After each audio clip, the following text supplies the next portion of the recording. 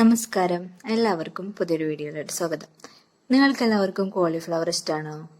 എങ്കിൽ നിങ്ങൾ എന്തായാലും മസ്റ്റായിട്ട് ഈ റെസിപ്പി ഒന്ന് ട്രൈ ചെയ്യണേ. സൂപ്പർ എന്ന് വെച്ചാൽ കിടിലൻ ടേസ്റ്റ് ആണ് കേട്ടോ.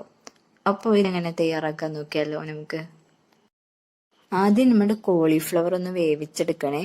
അതിന് വേണ്ടിയിട്ട് ഉപ്പും മഞ്ഞളും ഇട്ടിട്ടുള്ള വെള്ളത്തിൽ ഒരു 15 മിനിറ്റോളം കോളിഫ്ലവർ നന്നായിട്ട് വേവിച്ചെടുക്കുക. വെള്ളം നന്നായി വെട്ടി തിളക്കണം കേട്ടോ. ഇനി നമുക്കൊരു മാവ് തയ്യാറാക്കണേ. അതിന് വേണ്ടിയിട്ട് ഞാനിവിടെ 1/2 കപ്പ് കോൺഫ്ലവർ ആണ് എടുത്തിട്ടുള്ളത് കേട്ടോ. അപ്പോൾ കോൺഫ്ലവറിലോട്ട് ഞാനൊരു 1.5 സ്പൂണ് മുളക് പൊടിയും ഒരു 1/4 സ്പൂണ് മഞ്ഞൾപ്പൊടിയും പിന്നെ ആവശ്യത്തിന് സോൾട്ടും പിന്നെ ഒരു നുള്ള് പെരുംജീരകം പൊടിയും പിന്നെ ഒരു കയ്യിൽ ഓയിലും ആഡ് ചെയ്തിട്ടുണ്ട്. വാട്ടർ ചേർക്കേണ്ട കാര്യമില്ല കേട്ടോ ഇതിൽ. ഇനി വേവിച്ച് വെച്ച കോളിഫ്ലവർ ഈ മാവിലോട്ട് ഇട്ട് കൊടുക്കണം. അതുപോലെ 2 സ്പൂൺ മൈദപ്പൊടിയും ഇട്ട് കൊടുത്ത് നന്നായി മിക്സ് ചെയ്ത് ഇനി ഓയിൽ ചൂടായി വരുമ്പോൾ നമ്മളുടെ മാവിലിട്ട് വെച്ച കോളിഫ്ലവർ ഇട്ട് കൊടുക്കാം. ഈ കോളിഫ്ലവറിന്റെ മാവിൽ നമ്മൾ ഒട്ടും തന്നെ വെള്ളം ആഡ് ചെയ്തിട്ടില്ല കേട്ടോ. കാരണം നമ്മൾ ഓൾറെഡി വേവിച്ച് വെച്ചിട്ടുള്ള കോളിഫ്ലവറിൽ തന്നെ മാവിലോട്ട് വെള്ളം ഇറങ്ങും. അതുകൊണ്ട് നമ്മൾ എക്സ്ട്രാ വാട്ടർ അതിലോട്ട് ആഡ് ചെയ്ത് മാവ് വീണ്ടും ലൂസാക്കേണ്ട കാര്യമില്ല.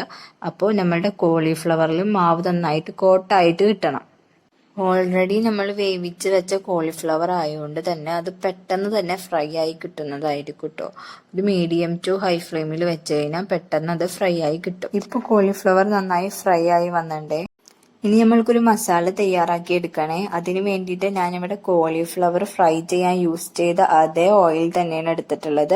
അതിലോട്ട് 2 വലിയ സവാള ചെറുതാക്കി കട്ട് ചെയ്തതും 2 പച്ചമുളക് മീഡിയം സൈസിൽ കട്ട് ചെയ്തതുമാണ് ഇട്ടിട്ടുള്ളത്. ഇത് നമുക്ക് നന്നായി വഴറ്റി എടുക്കണം. അതിന് വേണ്ടിയിട്ട് ഞാനിവിടെ ആവശ്യത്തിന് സോൾട്ട് ആഡ് ചെയ്ത് കൊടുക്കുന്നുണ്ട്.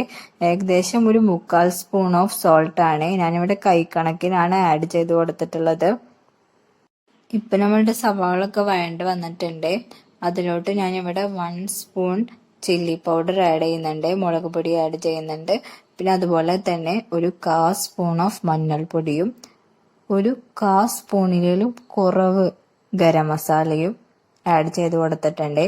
ഇനി ഇതെല്ലാം കൂടെ നന്നായിട്ട് ഒരു ലോ ഫ്ലെയിമിൽ ഇട്ടിട്ട് വഴറ്റിയെടുക്കണം. അപ്പോൾ പൊടികളൊക്കെ ഇട്ടിട്ട് നമ്മളുടെ മസാല നന്നായി വഴണ്ട് വരുമ്പോൾ അതിലോട്ട് ഞാനൊരു വലിയ തക്കാളി മിക്സിയിലിട്ട് അടിച്ചെടുത്തത് ചേർത്ത് കൊടുക്കുന്നുണ്ട്.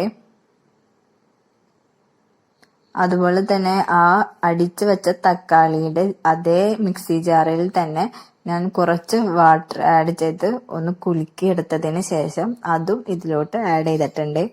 അപ്പോൾ ആ വെള്ളവും തക്കാളിയുടെ ഇതൊക്കെ ഒന്ന് വറ്റി വരുമ്പോൾ നമ്മളുടെ കോളിഫ്ലവർ ഫ്രൈ ചെയ്ത് വെച്ച കോളിഫ്ലവർ ആഡ് ചെയ്ത് കൊടുക്കാം. എന്നിട്ടൊന്ന് നന്നായി മിക്സ് ചെയ്ത് കൊടുക്കണം.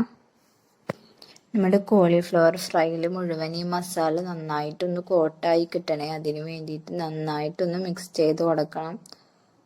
എല്ലാ ഭാഗത്തേക്കും മസാല എത്തണം കേട്ടോ. ഇനി അങ്ങനെ മിക്സ് ചെയ്ത് കൊടുത്തതിന് ശേഷം നമ്മൾക്ക് അതിലോട്ട് ഒരു കൈപ്പിടി മല്ലിയില ചെറുതാക്കി ഒന്ന് അരിഞ്ഞത് ചേർത്ത് കൊടുക്കുക.